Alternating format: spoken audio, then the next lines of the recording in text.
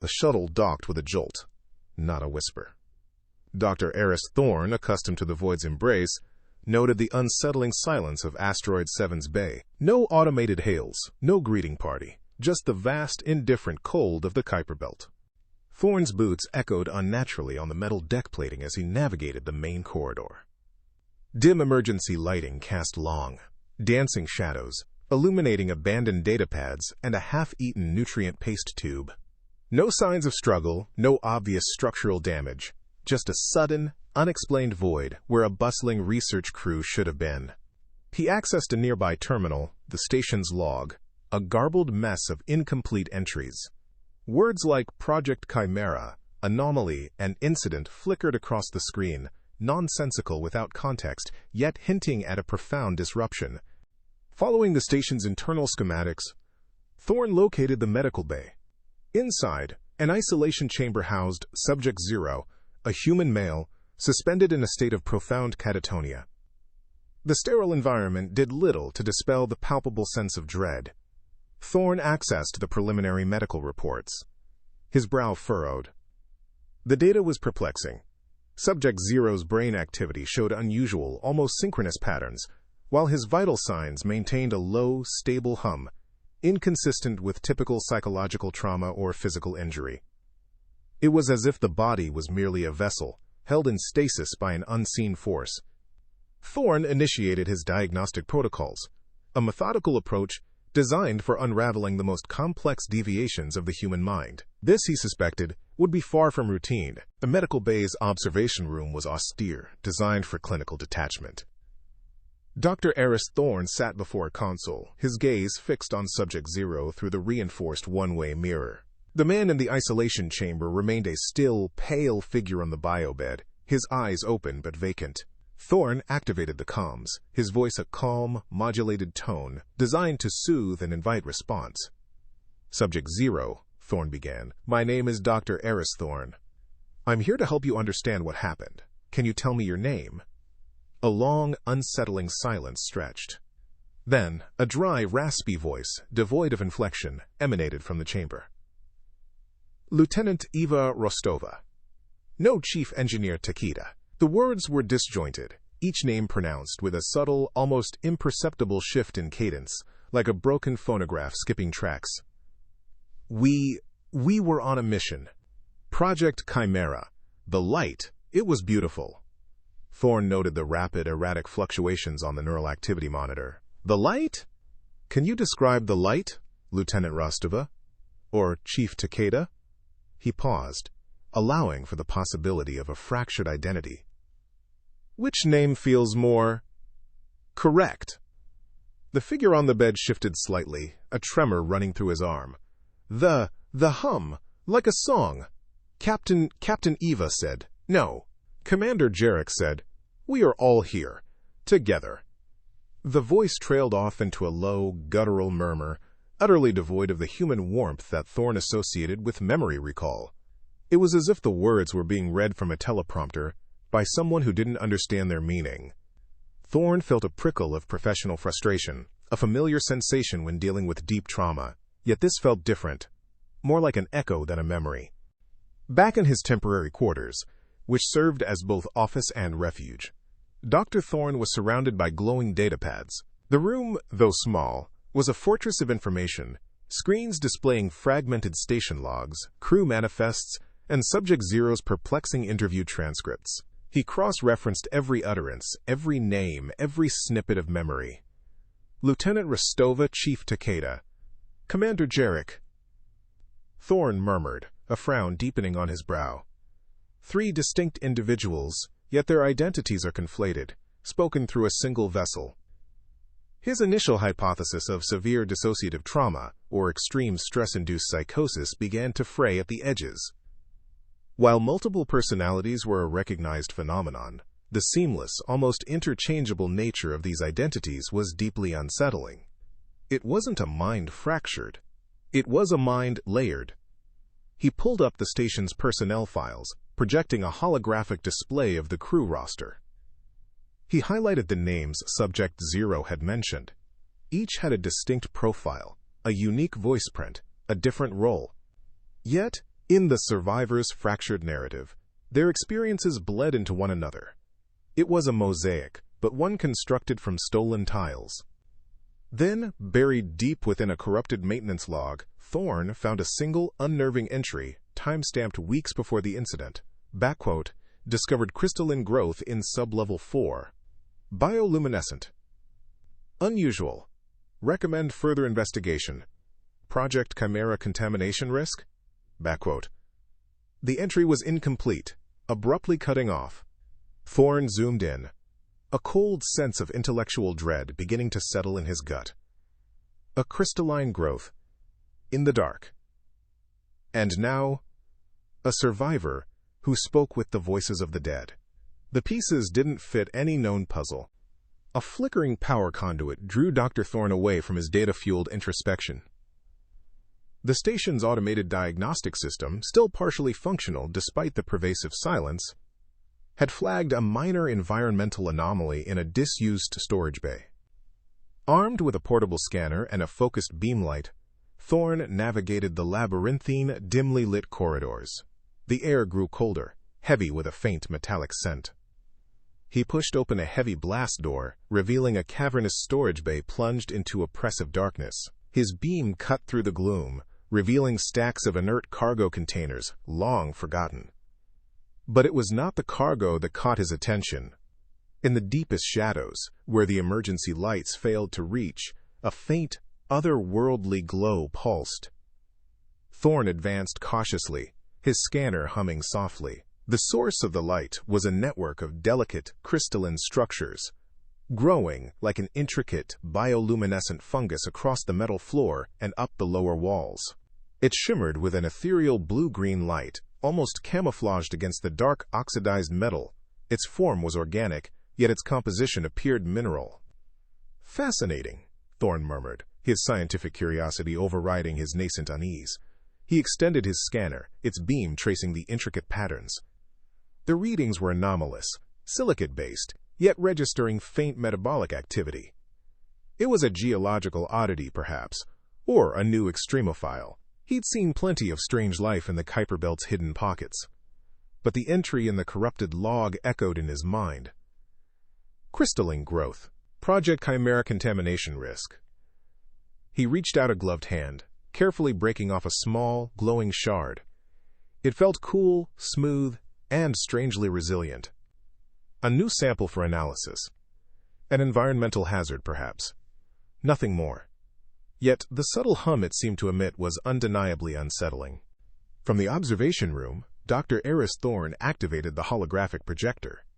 Images of the Asteroid 7 crew cycled across the isolation chamber's transparent wall. Chief Engineer Kalin smiling, botanist Dr. Lena Petrova laughing, Security Chief Jackson's stern gaze. Thorne watched Subject Zero's face intently, searching for a flicker of recognition, a trace of trauma. "Do you know these people?" Thorne's voice was calm, a steady frequency against the sterile silence. Subject Zero's vacant eyes darted, then fixed on Lena's image. A low, guttural sound escaped his throat, a mix of a sob and a whisper. "The light in the garden." Then his gaze snapped to Jackson, and his shoulders tensed, a fleeting expression of fear crossing his face before it dissolved into blankness. The fragmented emotional echoes were disturbing, a chorus of suffering without a conductor. Back in his quarters, Thorne hunched over his main terminal, a holographic cascade of data surrounding him. He cross-referenced Subject Zero's disjointed utterances with the incomplete crew logs and personnel files. "The light in the garden" was a phrase Lena Petrova had used often, a reference to her biodome project. Jackson's fear, however, was a new, unsettling layer. The memories weren't random. They were too specific, too intricately woven, like threads from a dozen different tapestries pulled into a single, grotesque knot. Thorne leaned back, rubbing his temples. It wasn't simple delusion. It was a mosaic, a chillingly accurate reenactment of the crew's experiences, almost as if Subject Zero was a conduit. Or perhaps a record. But how could one mind hold the collective consciousness of an entire crew? The question hung in the recycled air, a growing intellectual dread. A minor power fluctuation in Sector Gamma drew Thorne from his analysis. He navigated the station's maintenance tunnels, the emergency lighting casting long, dancing shadows. Deeper into the unlit passages, a faint, otherworldly luminescence pulsed from the shadowed crevices. The crystalline fungus he'd found earlier had spread. Tendrils, delicate as spun glass yet hard as rock, now snaked across the grimy conduits and metal bulkheads, almost camouflaged against the dark. It seemed to grow faster in the absence of light, a paradoxical, unsettling characteristic. Thorne, donning thick gloves, carefully detached a sample. Under his diagnostic scanner, the crystal pulsed with a faint bioelectrical signature, its structure a bewildering hybrid of mineral and organic matter. A faint, almost imperceptible hum resonated from the growth, a sound that seemed to vibrate more in his bones than his ears. The sterile glow of the microscopic analysis suite did little to calm Dr. Aris Thorne's accelerating pulse. He leaned closer to the oculars, the crystalline sample from the storage bay magnified by a factor of 10,000. It shimmered with an unnatural, internal luminescence, far more intricate than any mineral he'd ever studied. What he saw defied conventional biology. Instead of inert mineral formations, complex, tessellating structures pulsed with a faint, rhythmic current. "Impossible," he murmured, his voice a low hum against the lab's silence. His diagnostic tools registered minute bioelectrical signals, faint, but undeniably organic. Then, the horror solidified. Embedded within the crystalline lattice, almost indistinguishable from the matrix itself, were microscopic traces of neural matter, dendritic fragments, synaptic pathways. "It's not just alive," Thorne whispered, his eyes widening. "It's processing." Thorne tore himself from the microscope, moving to his research terminal with an urgency that was uncharacteristic. His fingers flew across the interface, cross-referencing his live observations with the fragmented Project Chimera logs he'd salvaged. The pieces, once disjointed, began to snap together with terrifying precision. Neural resonance, memory imprinting, symbiotic integration. The terms, once vague corporate euphemisms for advanced psychological research, now screamed their true horrifying meaning. This wasn't just a living crystal. It was a parasitic organism designed to interface directly with biological neural networks. It didn't just grow. It absorbed. It didn't just mimic. It became. The claustrophobia of the empty station intensified, pressing in on him. The incident wasn't an accident. It was a successful assimilation. He returned to the medical bay, the sterile environment now feeling like a meticulously prepared trap. Thorne approached the isolation chamber, his gaze fixed on Subject Zero. What he had dismissed as a faint pallor on the man's skin now revealed itself as a subtle, almost imperceptible crystalline sheen, particularly around the eyes, which held an unnerving, vacant calm. Thorne activated the intercom, his voice carefully neutral. "Subject Zero, can you hear me?" A moment of silence stretched, then a voice responded, newly coherent, but not one voice. It was a chilling amalgamation, a tenor that shifted into a contralto, a gruff baritone bleeding into a soft whisper. "Welcome, Dr. Thorne. We have been waiting for you." Thorne recoiled, a jolt of pure terror lancing through him. The survivor wasn't a survivor. It was a puppet, and the puppeteer knew his name. Back in his quarters, the stark reality of his situation settled over Thorne like a shroud. The fragmented logs now made perfect, chilling sense. The incident wasn't a sudden catastrophic event, but a slow, insidious consumption. The mimic hadn't killed the crew. It had absorbed them, piece by piece, memory by memory. Their shared delusion wasn't a psychological break, but a collective echo of their dying consciousnesses, now weaponized. The entire asteroid station, from the darkened corridors to the data core, was not merely infested, but itself a host. And he, Dr. Aris Thorne, the detached observer, the logical problem solver, was now trapped within its crystalline embrace. The grim determination that had fueled his initial investigation hardened into a singular, desperate resolve. He was no longer a psychologist. He was prey. The stale, recycled air in Dr. Aris Thorne's quarters pressed in, a constant reminder of the asteroid's enclosing silence. He was reviewing his notes, the unsettling medical readouts of Subject Zero glowing on his datapad, when he heard it. A faint, almost imperceptible whisper, like static on an old comms channel. Aris. The sound was a composite, a fleeting echo of a familiar crew member's voice, then another. He paused. Datapad held mid-air. The silence returned, thick and absolute. Thorne dismissed it with a shake of his head. Isolation. Stress. The mind's desperate attempts to conjure companionship. Yet, a cold ripple traced his spine. The mimic, he realized, was not just a physical threat. It was testing the permeability of his psyche, a subtle, insidious probe, seeking the first crack in his resolve. He clutched his head, a phantom ache blooming behind his eyes, but his gaze remained fixed on the silent, cold void outside his viewport. Thorne began to notice the growth. Imperceptible at first, then undeniably present. A faint crystalline sheen on a rarely used maintenance panel near his quarters. A tiny, almost translucent tendril emerging from a ventilation shaft in the lab. The mimic was no longer confined to the darker, untouched sectors. Its insidious presence crept closer, a slow, silent invasion. And with its spread came Subject Zero. Thorne would catch glimpses. A pale figure at the far end of a corridor, unnervingly still, observing. A flicker in his peripheral vision as he reviewed data in the medical bay. The empty bed of the isolation chamber somehow feeling less empty. Subject Zero never moved, never spoke, merely existed at the edge of Thorne's sight, a physical manifestation of the parasite's chilling patience.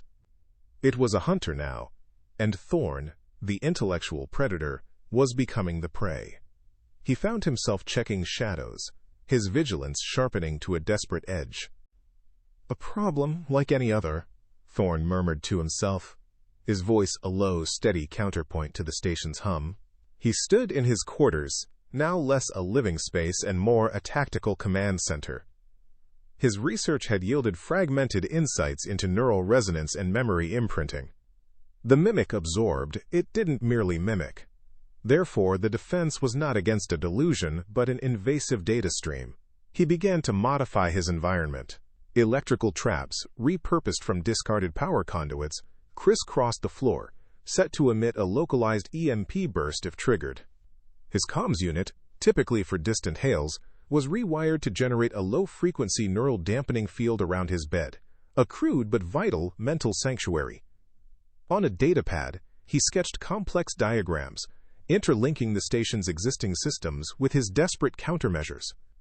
It was an intellectual battle, and Thorne, the psychologist, was determined to outthink his opponent, even if that opponent was an alien consciousness wearing the faces of the dead. He was meticulously analyzing a microscopic shard of the mimic crystal, its internal structure, a mesmerizing lattice of bioluminescent filaments. His focus was absolute, seeking any weakness, any anomaly. Then, it happened. A sudden, jarring flash. Not a visual image on the screen, but a raw, visceral sensation directly in his mind. The suffocating crush of a collapsing bulkhead. The metallic tang of fear. The desperate, silent scream of a crew member's last breath. Thorne recoiled violently, dropping the crystal onto his workbench. His heart hammered against his ribs, a frantic drum against the sudden, overwhelming horror. The crystal pulsed faintly, a subtle, almost seductive glow. The mimic. It wasn't just observing. It was trying to share, to link, to invite him into its collective of terror. Thorne slammed a lead-lined cover over the crystal, cutting off the connection with a sharp, involuntary gasp. He understood now. This was not just about physical defense. It was about the battle for his very soul. The rhythmic hum of Asteroid 7's life support systems, a constant companion since his arrival, faltered. Dr. Aris Thorne, navigating a service tunnel towards a suspected energy conduit anomaly, paused. A flicker. Then another. Longer. The primary lighting died, plunging the narrow passage into an oppressive, starless black.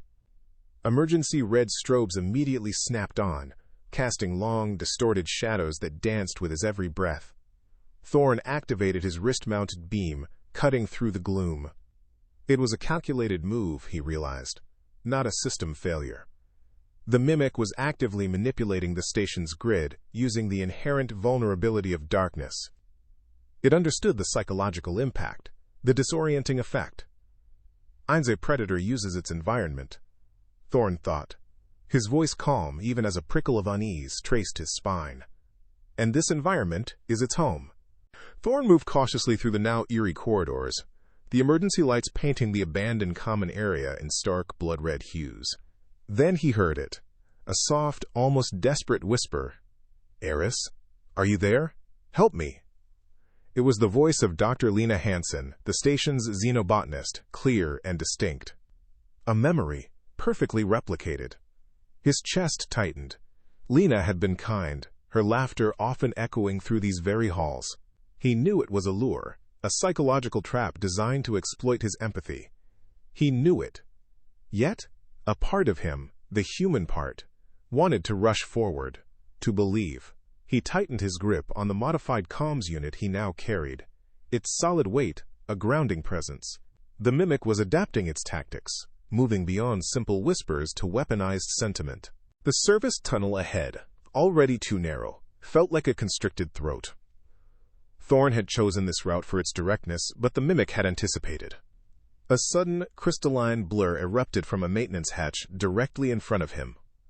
Subject 0, now visibly more encrusted with glowing tendrils, moved with an unnatural speed, a guttural, composite growl tearing from its throat. Thorne reacted instantly, a practiced movement honed by years of theoretical emergency drills. He slammed the sonic deterrent, a modified comms jammer, against the nearest bulkhead. A blinding flash of light and a deafening high-frequency shriek filled the tunnel. The mimic recoiled, its movements momentarily disjointed, a crystalline shard flaking from its shoulder. Thorne scrambled past, adrenaline surging, the sound fading behind him. A direct engagement, asterisk, he noted, forcing his mind back to analysis. It seeks to incapacitate, not merely observe. Reaching the station's data core, Thorne hoped to reroute auxiliary power, to regain control of the ship's systems. The room, a labyrinth of glowing server racks, pulsed with an unsettling corrupted light. He moved to the main console, his fingers flying across the dormant interface, attempting a manual override. But the mimic was already there. Crystalline tendrils, luminous and insidious, had woven themselves through the intricate circuit boards, pulsing with stolen data. They had integrated, not just physically, but electronically, becoming part of the station's central nervous system. His access was blocked. Every attempt to interface was met with a cascade of corrupted data streams and the subtle, chilling hum of the mimic's pervasive presence. Thorne leaned back, a sigh of exasperated dread escaping him. He was truly alone. Dr. Aris Thorne sat amidst the flickering readouts of his fortified quarters, the dim emergency lighting doing little to dispel the oppressive gloom. His datapad, usually a tool for clinical assessment, now displayed a dizzying array of schematics, station layouts, power conduits, and the known distribution patterns of the crystalline fungus. Escape, he had meticulously concluded, was no longer a viable option. The mimic had infiltrated too deeply, too thoroughly. His shuttle, still docked, was likely compromised, or at the very least, a death trap. Retreat meant certain, agonizing assimilation. His tired eyes, however, held a grim, analytical focus. If he couldn't escape, then there was only one alternative. He had to destroy it. The sheer audacity of the thought was almost exhilarating.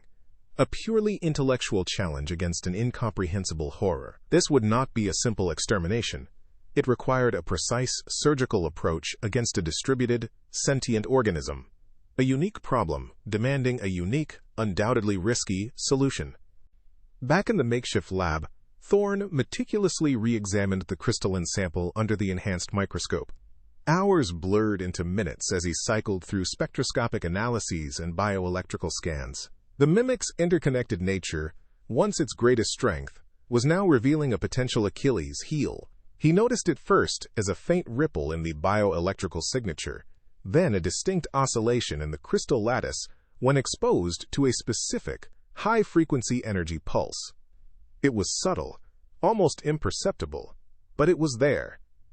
A resonance. A vulnerability. His breath hitched. "There," he whispered, a spark of triumph, cold and precise, igniting in his chest. A resonant frequency. The entire crystalline network, he reasoned, was one vast, distributed consciousness. If he could disrupt that resonance across its entire structure, it wouldn't just harm it, it would shatter its very cohesion. A glimmer of hope, sharp and dangerous, cut through the pervasive dread. The station workshop, a forgotten repository of spare parts and defunct machinery, became Thorne's forge. Sparks flew as he cannibalized a comms array, stripping out its powerful sonic emitters. A defunct power coupling, designed for heavy machinery, was repurposed as a focused energy source.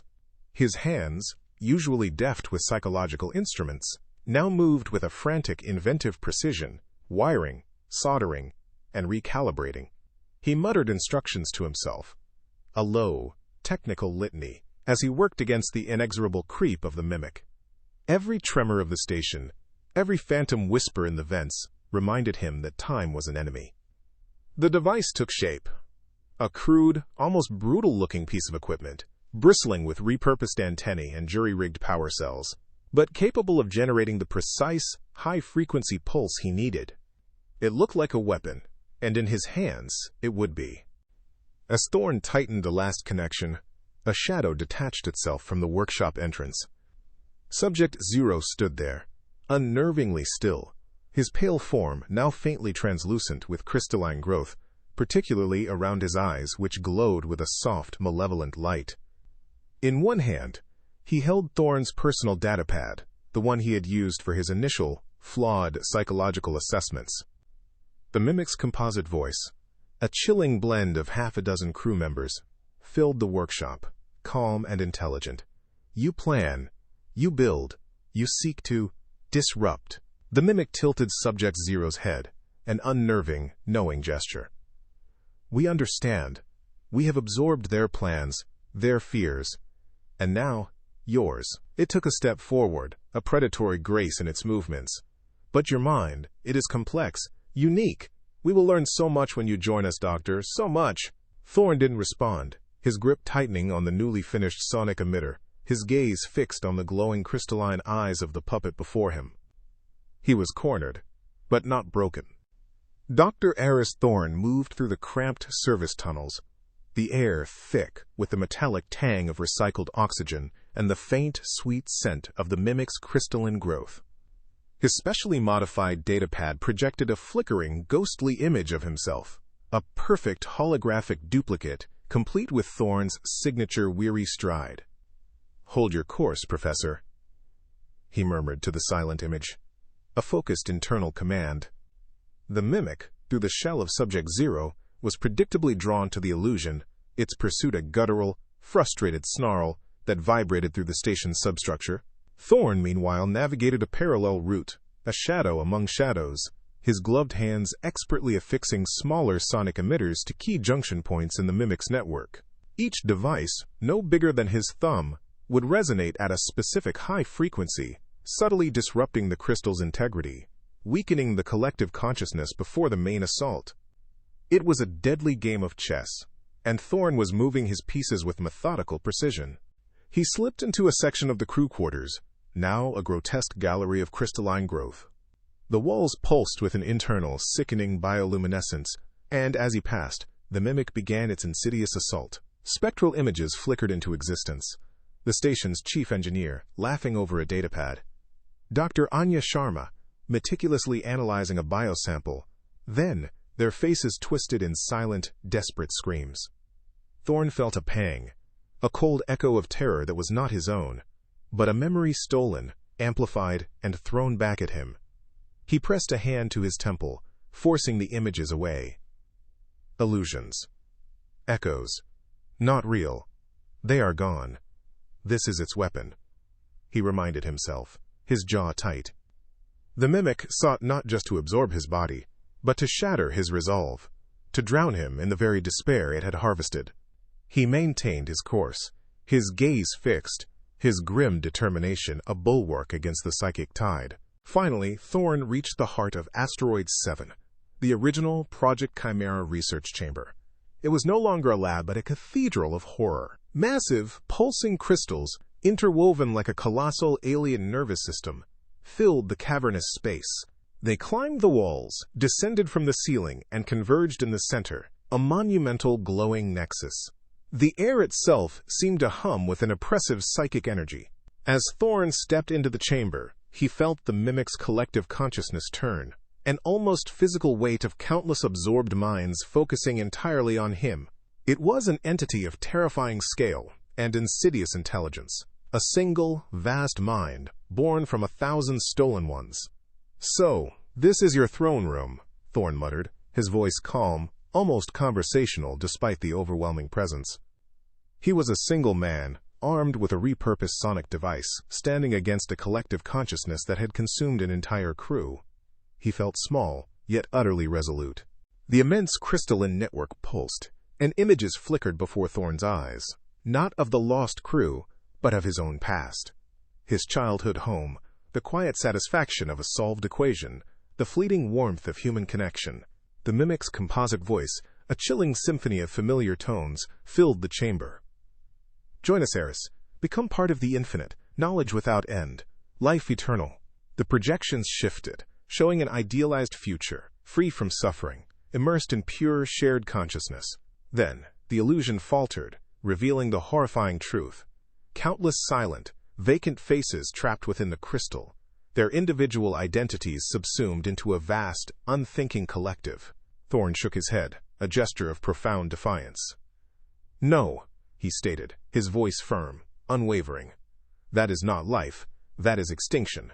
A mind without individuality is no mind at all." With a final, unwavering breath, Thorne raised the sonic emitter. It was a crude device, jury-rigged from salvaged parts, but its purpose was singular and precise. He locked it onto the central nexus of the pulsing crystals. "Initiating sequence," he announced, a professional courtesy to an enemy he respected only for its ingenuity, not its malice. He depressed the activation stud. A high-pitched, almost imperceptible whine filled the chamber, building rapidly to an agonizing frequency. The emitter glowed with an intense blue light. The mimic's crystalline network reacted violently, the massive structures beginning to vibrate erratically, then to pulse with angry, chaotic light. Cracks spiderwebbed across the largest crystals, and tiny shards began to pop and fly through the air. Thorne braced himself, the device humming fiercely in his hands, knowing this was only the beginning. The high-frequency pulse tore through the core chamber, a silent scream to human ears, but a deafening cacophony to the mimic's crystalline network. Dr. Aris Thorne braced himself, eyes wide, as the immense, interwoven crystals began to writhe. A disembodied chorus erupted, not words, but pure, unfiltered terror and anguish. It was the collective consciousness of the absorbed crew, now fracturing, their final moments of horror replayed in a symphony of psychic torment. Flashes of light, like internal lightning, pulsed through the crystals, illuminating faces of despair, fleeting glimpses of lives consumed. A section of the chamber wall, thick with a sapphire-like growth, cracked with a deafening report, sending crystalline shards ricocheting through the air. The very asteroid shuddered, a deep groan resonating through its hollowed-out core. Thorne squeezed his eyes shut for a moment, the sound and psychic pressure overwhelming, but his grip on the emitter remained firm. This was the mimic's death throes, and the price of its destruction was the release of every stolen soul. The shuddering intensified, transforming into violent tremors that threatened to dislodge Thorne from his feet. Emergency klaxons blared, a raw, electronic shriek cutting through the psychic echoes. "Structural integrity critical, hull breach imminent!" The station's automated voice shrieked, a futile warning to a dying world.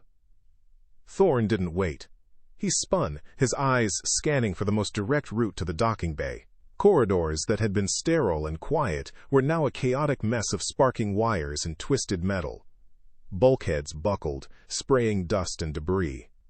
A section of the ceiling collapsed directly ahead, forcing him to scramble over a fresh mound of shattered conduits and insulation.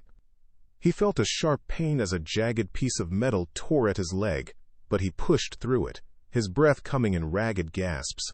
The asteroid itself seemed to be tearing itself apart, the mimic's death throes pulling the rock into ruin around him. He burst into the docking bay access tunnel, the shuttle a beacon of hope just meters away. But hope was a luxury on Asteroid 7. Blocking his path was Subject 0, no longer merely catatonic, but a grotesque monument to the mimic's parasitic victory. His body was almost entirely encased in a thick obsidian-like crystalline growth, his limbs distorted, his face a mask of frozen agony, eyes glowing with an internal, malevolent light. He moved with a speed Thorne hadn't witnessed before, a blur of crystal and stolen flesh, lunging. Thorne barely had time to react, bringing his emitter up. "Stay back," he grunted, the words a desperate plea against the inevitable. The mimic shrieked, a guttural composite sound of a dozen dying voices, reaching out with crystalline claws. Thorne knew there was no reasoning, no escape. He pressed the secondary trigger, unleashing a focused, higher-intensity burst. The emitter pulsed with blinding light and a searing crackle. Subject 0 froze, a ripple of destructive energy passing through his crystalline form.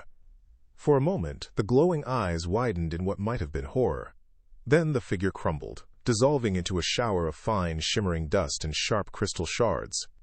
The last vestige of the mimic's physical presence, and the last physical trace of the crew, was gone. The shuttle's ramp was still partially extended, emergency power flickering. Thorne stumbled on board, collapsing into the pilot's seat, his hands flying over the controls purely on instinct. Pre-flight initiated. Undocking sequence compromised. Structural integrity failure detected. The ship's AI reported with chilling calm. The docking clamps screeched in protest as the asteroid twisted around them. Thorne ignored the warnings, slamming his hand on the launch button. With a violent lurch that threw him against his restraints, the shuttle's thrusters roared to life, tearing it free. Just as the docking bay ruptured, spraying fragmented rock and crystalline debris into the void, he watched, slumped and gasping, as Asteroid 7, once a silent outpost of science, became a rapidly expanding cloud of superheated plasma and dying light, a tomb for the mimic and its victims. He had escaped. The silence in the shuttle was profound, broken only by the rhythmic thrum of the sublight engines and his own ragged breathing. He ran a quick diagnostic. Vitals elevated but stable, minor lacerations, no major injuries. He was alive. Yet a profound exhaustion settled over him, not just physical, but mental, spiritual. He stared out the viewport, the vast tapestry of stars now seeming colder, more indifferent. Asteroid 7 was a rapidly dissipating smear of light, a memory already fading into cosmic dust. He had faced an intelligence that sought to consume identity, to turn consciousness into a collective echo. And he had won. But the victory felt hollow, laced with the ghosts of those he couldn't save. The universe, he realized, was not just vast and mysterious. It harbored horrors that defied human comprehension, things that could steal not just life, but the very essence of what it meant to be. His hand trembled slightly as he reached for a datapad. He was a survivor, but forever changed. Dr. Aris Thorne settled into the pilot's chair of his shuttle, the clinical scent of recycled air, a stark contrast to the metallic tang of fear that still clung to him. The cockpit, once a sterile transport bay, now bore the faint scars of his desperate escape. A patched comms panel, a scorch mark near the emergency override. He activated the log, the low hum of the recording system, a familiar, professional sound. His voice, when it came, was steady, devoid of the tremor that still occasionally ran through his hands. Log entry, Dr. Aris Thorne, Colonial Psychology Division. Date, the 19th of October, 2377. Subject, Asteroid 7 Incident, Project Chimera. Primary objective, detailed account of xenobiological entity designated, the Mimic.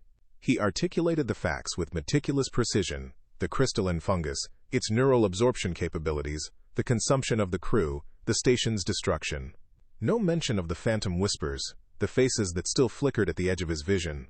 That data was for his personal notes, not for a corporate report. His steady hand rested on the controls, the cold, distant stars outside his viewport offering no comfort, only an endless, indifferent canvas for his chilling narrative. Later, in the cramped living module, Thorne found himself checking the shadows. A flicker in the peripheral vision. A barely there whisper of a name. "Nides Aris, help us." That wasn't there.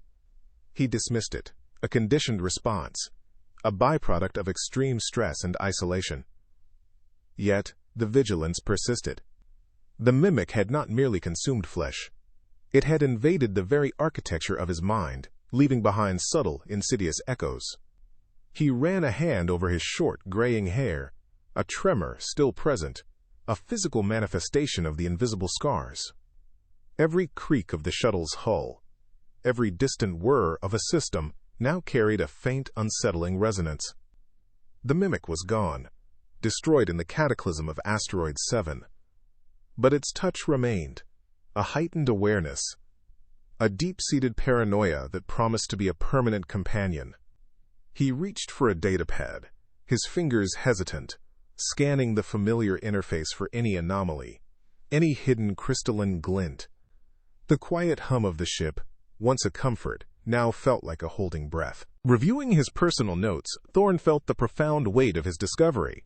The mimic was not merely a monster, it was a paradigm shift. Its crystalline biology, its capacity for neural resonance and consciousness absorption, represented a form of life utterly alien to human understanding. It challenged every biological and psychological tenet he knew. This wasn't just a new pathogen. It was a new form state of being. Humanity had always assumed alien life would be comprehensible, even if hostile. The mimic was neither. It was an intellectual black hole, a horror that assimilated not just bodies, but identities, leaving behind echoes of the consumed. Thorne stared out at the boundless expanse of space, feeling small, yet burdened by a truth that would fundamentally alter humanity's perception of the cosmos. The vastness was no longer merely beautiful. It was pregnant with unimaginable, insidious possibilities. As the shuttle approached the shimmering distortion of a jump point, Thorne's mind drifted to the unsettling question. Was the mimic an anomaly, a singular horror, or merely one manifestation of a larger, unseen ecosystem? The Kuiper Belt was vast, unexplored. What other crystalline horrors, what other forms of parasitic intelligence, might thrive in the absence of light, waiting for unsuspecting vessels? He considered the implications of a threat that could not be simply shot or bombed into submission, a threat that learned, adapted, and sought to become its victims. His hand instinctively rested on the emergency weapon he'd salvaged, but he knew its limitations.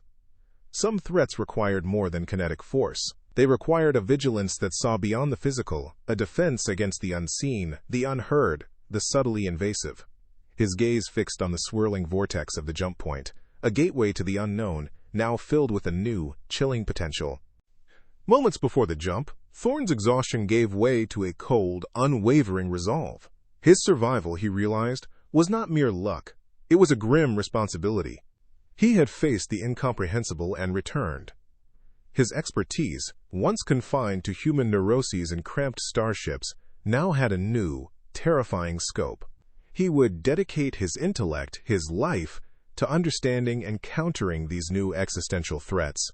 Humanity, in its hubris, had charted the stars, believing itself prepared for any encounter. But the universe held horrors that transcended mere physical conflict, horrors that preyed on the very essence of self. Thorne sat upright, facing forward, his eyes hardened with a new purpose. The stars, rushing past in a blur of hyperspace, were no longer just a backdrop. They were a vast, dark ocean teeming with unseen predators, and he, Dr. Aris Thorne, was now one of humanity's first wary guardians. Dr. Aris Thorne sat in the pilot's chair of his shuttle, the soft hum of the life support systems, a constant, lonely companion. He held a worn datapad, its screen displaying a static image, the smiling faces of the Asteroid 7 crew. There was Dr. Lena Petrova, the xenobotanist with her perpetually curious gaze, Engineer Jax, a grizzled veteran whose laugh had once echoed through the station's mess hall, and even the stern-faced Commander Elias Vance, whose authority had been absolute until it wasn't. Thorne's thumb traced the holographic outline of a face, a small, almost imperceptible tremor in his hand. He remembered their quirks, their ambitions, the casual conversations over synth coffee. But now, those memories were tainted. He saw their smiles, but he knew the mimic had worn them. He heard their voices, but he knew the mimic had spoken them. A grotesque echo chamber of stolen identities, used to lure and to deceive. The profound sadness that settled in his chest was not just for their loss, but for the violation of their very essence, their consciousness absorbed, their individualities dissolved into a collective, malevolent intelligence. A single, unbidden tear welled in his eye, a stark anomaly on his usually impassive face, quickly wiped away. The quiet hum of the shuttle seemed to mock the void where those lives had once been. The datapad now displayed complex flowcharts and technical schematics. Thorne's fingers danced across the holographic interface, drafting a new set of protocols. He was no longer just a psychologist. He was a sentinel, his experience on Asteroid 7 forging him into an unexpected expert on an unimaginable threat. His new directives were rigorous, almost paranoid for first contact and pathogen containment. He highlighted non-corporeal assimilation and memory imprinting entities in stark red. The document detailed precise procedures for psychological profiling of entire crews, for establishing neural resonance dampeners in isolated outposts, for the immediate, unquestioning destruction of any crystalline growth in dark environments. He advocated for entirely new classes of defensive technology, not against kinetic impact or energy weapons, but against the insidious invasion of the mind. This wasn't just a report. It was a blueprint for humanity's survival against threats that operated beyond the conventional, beyond the physical. His concentration was absolute. Every line of code, every warning, imbued with the urgency born of first-hand horror. Humanity needed to listen, to adapt, or face a fate far worse than mere death. Through the shuttle's forward viewport, the distant pinpricks of light from a populated sector began to resolve into the shimmering aurora of a gas giant's orbital colony. A beacon of civilization, a testament to humanity's enduring presence in the black. Thorne looked at it, a grim acceptance settling over him. His life, as he had known it, was over. The detached, observational psychologist had been burned away in the fires of Asteroid 7. He was now a guardian, a bearer of a terrible truth, forever vigilant against shadows that mimicked light. His hand instinctively went to a small, inert crystal shard, no bigger than his thumbnail, that he had secured to his console. It was a fragment of the mimic, a personal trophy, a constant reminder of the horror, and of his unlikely victory. The shard caught the distant starlight, glinting with a cold, indifferent beauty. He understood now that his path was solitary, defined by the burden of what he knew. He would carry the echoes of Asteroid 7, a silent protector against the cosmic unknown. As Thorne completed his final pre-docking checks, his attention focused on the instrument readouts. A tiny, almost imperceptible crystalline shimmer appeared in a dark, unnoticed crevice beneath his pilot's seat. It was a faint, translucent growth, barely visible in the shuttle's dim ambient light, camouflaged against the dark gray plating. It pulsed with an almost imperceptible bioluminescence, a heartbeat too slow for human perception, but undeniably present. Thorne, his back to the growing threat, remained unaware, his mind already moving on to the next task, the next protocol, the next report. The subtle shimmer expanded, just a fraction of a micron, deepening its hold on the shuttle's forgotten corner. The implications were chilling, a silent, insidious promise lurking just out of sight, an unseen seed carried back from the edge of oblivion. The shuttle slipped silently into the docking bay, a single vessel returning from the vast, indifferent cosmos. But the galaxy it re-entered was no longer the one it had left. Beyond the familiar star-dusted veil, beyond the nebulae and distant galaxies, lay horrors that defied comprehension, intelligences that sought not conquest, but assimilation. Dr. Aris Thorne had faced one such horror and survived, but his survival was not an end, merely a beginning. Humanity, in its audacious reach for the stars, had just learned a terrifying lesson. The universe was not merely vast and empty, but filled with a life so alien, so profound in its otherness, that the very concept of life would need to be rewritten. And in that rewriting, a new vigilance was born, a quiet, ever-present awareness that some threats could not be seen, only felt, and that the greatest battles might be fought not with weapons, but within the confines of the mind. The journey had just begun,